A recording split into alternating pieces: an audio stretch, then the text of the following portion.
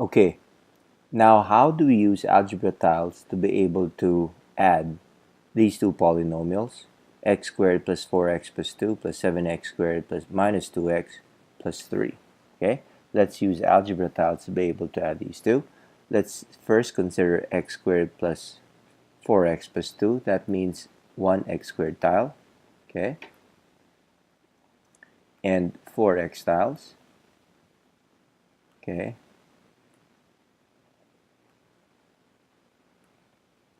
and then plus 2 unit tiles. We put them on top of each other, okay,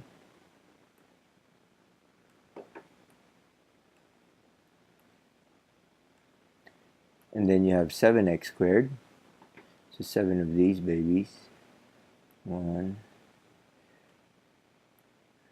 3, 4, 5, 6, 7, okay, and then negative 2x, so that means 2 of the negative x tiles and 3 unit tiles.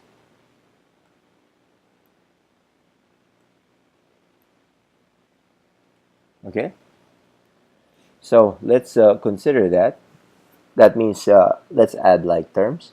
In algebra tiles, like terms mean uh, those tiles that are the same. So in this case, we'll add all the x squared tiles. And if you notice, we add all the x squared tiles, we end up with 7x squared. But let's look at the x tile and the negative x tiles. If you notice, if I get two of these, okay, and if I get these two, okay, what happens is this becomes, okay, a zero pair. So we can actually take this out. Okay, so what do we have left? We now have, okay, I'm back here, let me put up my screen. Okay, not that one. So you have 7 or 8x squared tiles. Okay, so you have 8x squared tiles left, and 2x tiles left, and 5 unit tiles left. So the sum of these two polynomials is 8x squared plus 2x plus 5. Okay, that's how you use algebra tiles to be able to model that the sum of those two polynomials. Okay, now it would be very impractical to use algebra tiles every single time we add polynomials. So what can we do? We can use the principles and properties that we learned in the past about integers and rational numbers to add polynomials. Now how do we do this? Let's say you have 5x plus 7 plus 3x plus 3. Okay, these are two polynomials that we want to add. So what do we do? Method 1, we add them vertically. Okay, notice that the terms are aligned and added. 5x is lined up with 3x, 7 is lined up with 3. Basically, we're lining up like terms. Then going back to our definition of like terms, what are like terms again? Like terms are when, okay, then you have two expressions, okay, who have the same two expressions with the same variables and exponents, and they only differ by their coefficients. So in this case, you have x and x. They have the same variable and the same exponent 1.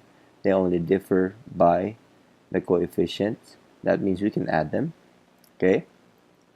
Now I have 5 plus 3 equals 8. And since 7 and 3 are constants, okay, simply add 7 plus 3, end up with 10. You have now 8x plus 10. Now, why can't we simplify this further? We cannot simplify this further because 8x and 10 are not like terms. So, if they're not like terms, you cannot add them. So this is the simplest form of 8x plus 10. Okay? The second method is that we add them horizontally. And if you notice, when we add them horizontally, the first property that we can apply is the associative and commutative properties of addition. Why associative? Because we are grouping the terms 5x and 3x and 7 plus 3. Why commutative? Because we are moving them as we group them. So we moved the 3 in place of 7, okay? And the 7, we basically switch the 3 and the 7, okay? And we group them. That's why it's called associative and commutative properties of addition. And what do you notice about 5x and 3x? Okay, 5x and 3x, we can use the distributive property so that it becomes 5 plus 3 multiplied by x plus 7 plus 3. Okay, we simplify further. 5 plus 3 is 8. Okay, and 7 plus 3 is 10. Same answer. Okay, so those are two methods that you can try to be able to solve those polynomials, vertically and horizontally. Okay, so with another example, you have 3x squared plus x plus 2 plus x squared plus 2x plus 4. Okay, again, copy the problem down, and then let's see how this is done.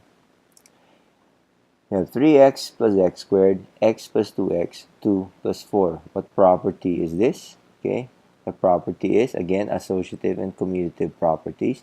We are just basically getting our like terms and putting them next to each other, and so that we can add them. Okay, and we know that 3x squared plus x squared becomes 4x squared, x plus 2x is 3x, and 2 plus 4 equals 6. So the sum of that polynomial plus another, and that polynomial is 4x squared plus 3x plus 6. Okay, how about this one? 2x squared plus 5xy plus 7y plus 4x squared minus 3y squared. Okay, look at this. We add them horizontally, and what do you notice? Okay, we lined up our like terms. 2x squared has been lined up with 4x squared. 7y squared has been lined up with negative 3y squared. And we simply add them horizontally. This is x squared, 6x squared. Simply bring down 5xy, and then 7 minus 3 gives you positive 4y squared. So the sum is 6x squared plus 5xy plus 4y. Another way you can do this is this method. Okay, if you have the same example, okay, make this bigger a little bit. Okay, and let's use the same example. 2x squared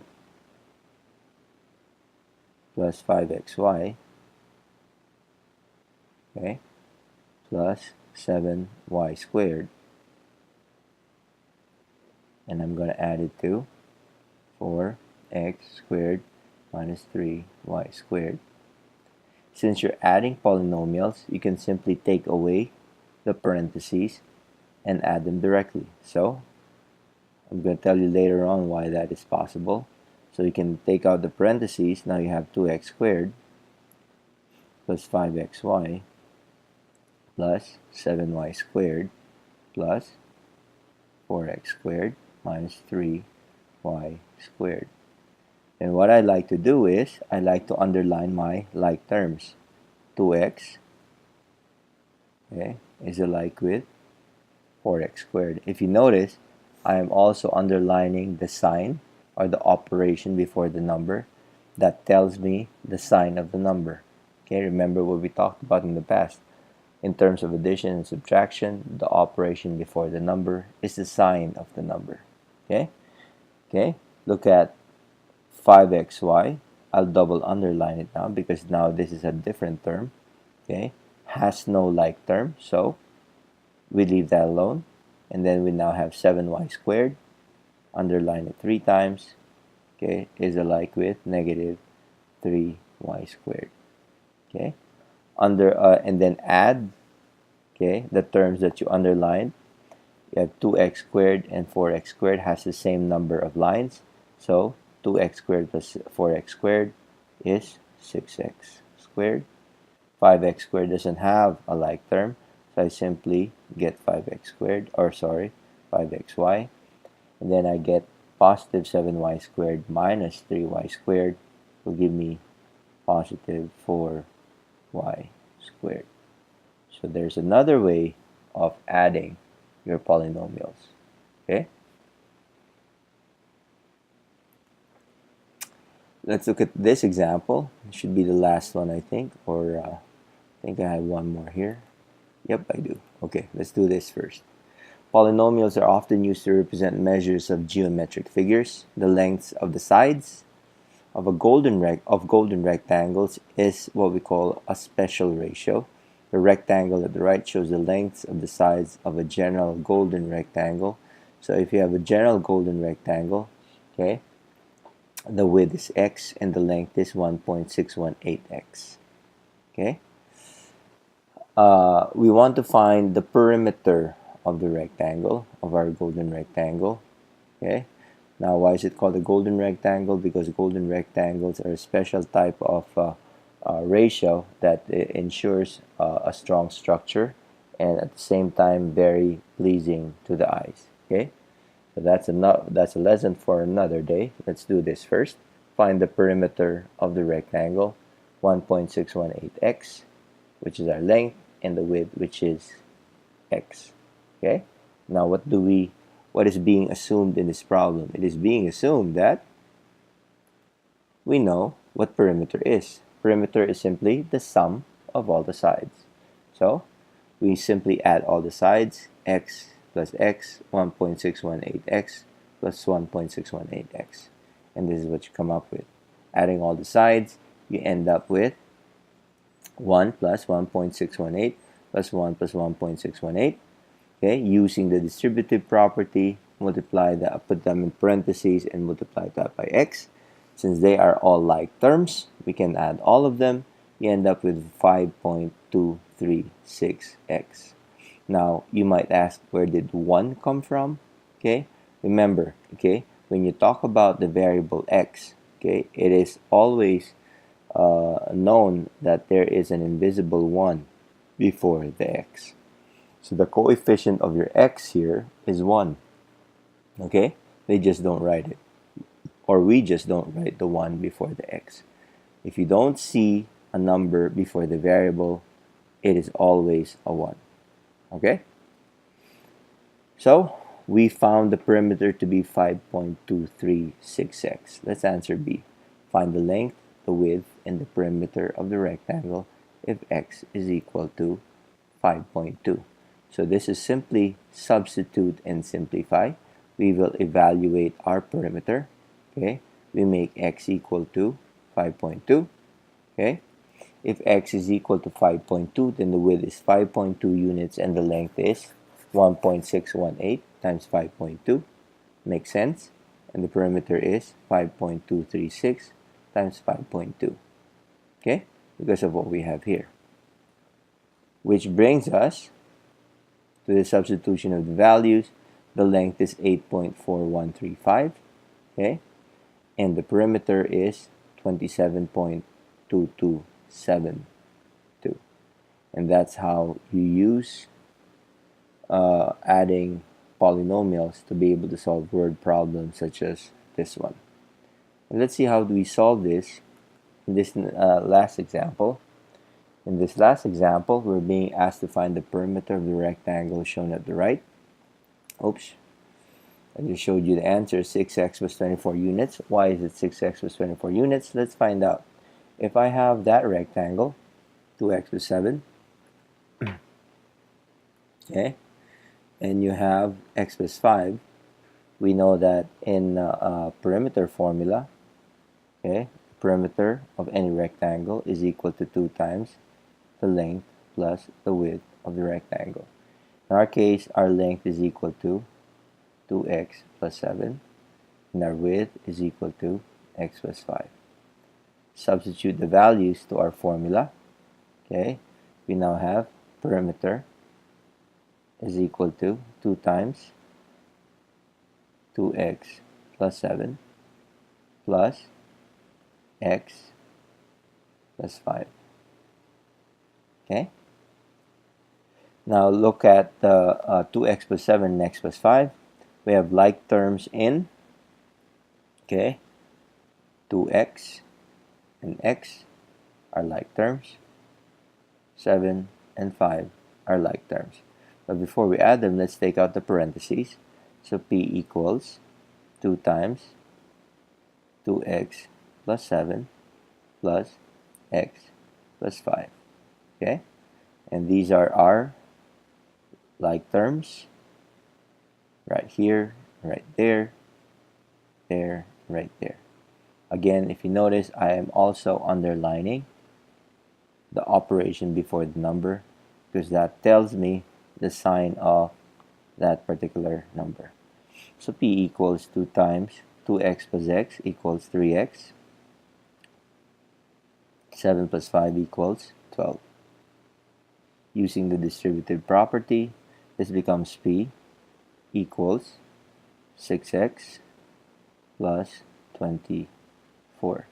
So the perimeter of this particular rectangle, okay, has the expression 6x plus 24 units.